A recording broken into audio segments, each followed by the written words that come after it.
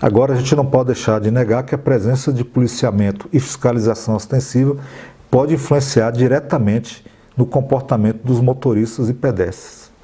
Um exemplo dessa influência é a presença dos controladores de velocidade móveis, radares, pardais, desde que seja informada a sua presença, aquilo que a gente falou. Infelizmente, a pessoa tem que saber para poder obedecer. Isso para a fiscalização da velocidade regulamentada da via.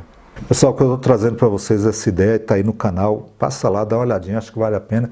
Bastaria a gente saber ali qual é a placa dizendo qual é a velocidade, por exemplo, 80 km por hora. Bastaria isso para a gente saber, aqui a velocidade regulamentar é 80 km por hora, eu vou andar 80 km por hora.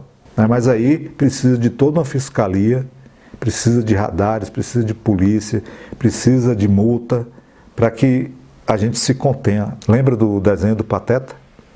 Vou dar uma olhada aí, se for o caso, se for permitido aí, não tiver nenhum problema com relação a direitos, eu vou colocar aí para vocês relembrarem como é que o Pateta, famoso aquele desenho, como é que o condutor, como é que a pessoa se comporta quando assume a direção de um veículo. Isso diz tudo a respeito da situação do nosso país. Falando ainda dos fatores contribuintes, assim no caso de acidentes derivados de excesso de velocidade, além da possibilidade de não identificação da presença de placas regulamentares, muitas vezes você não sabe qual é a velocidade daquela via. A ausência total ou parcial de policiamento também pode assumir o papel de fator contribuinte. E, ainda que haja a presença do policiamento, caso a probabilidade de se pagar multas altas ou ter apreensão da carteira da CNH for baixa, a sensação de impunidade também entraria como fator contribuinte. Eu diria para vocês hoje que uma das principais questões que nós temos no país, mas vamos nos deter ali aos limites da rodovia federal, é a questão da impunidade. Segundo a Organização Mundial de Saúde, o Brasil é o 5º país no mundo em número de mortes no trânsito. Chega a 40 mil por ano. Um drama que a impunidade só faz agravar.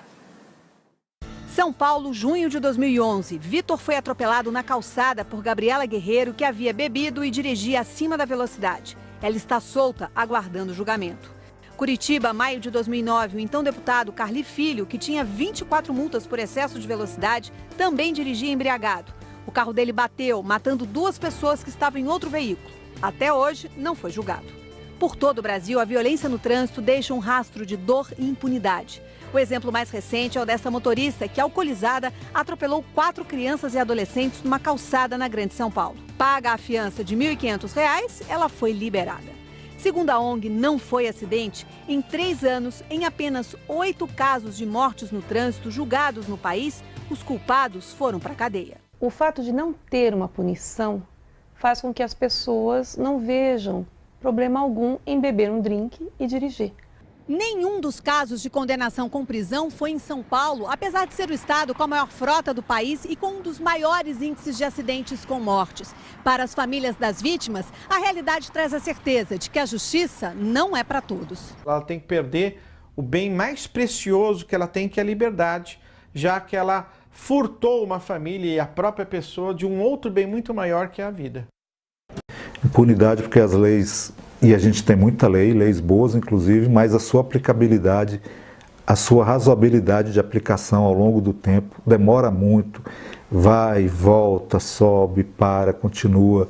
Então, assim, a sensação de impunidade ainda é muito grande. E isso contribui sobremaneira para que a gente tenha um trânsito violento como que a gente tem no nosso país.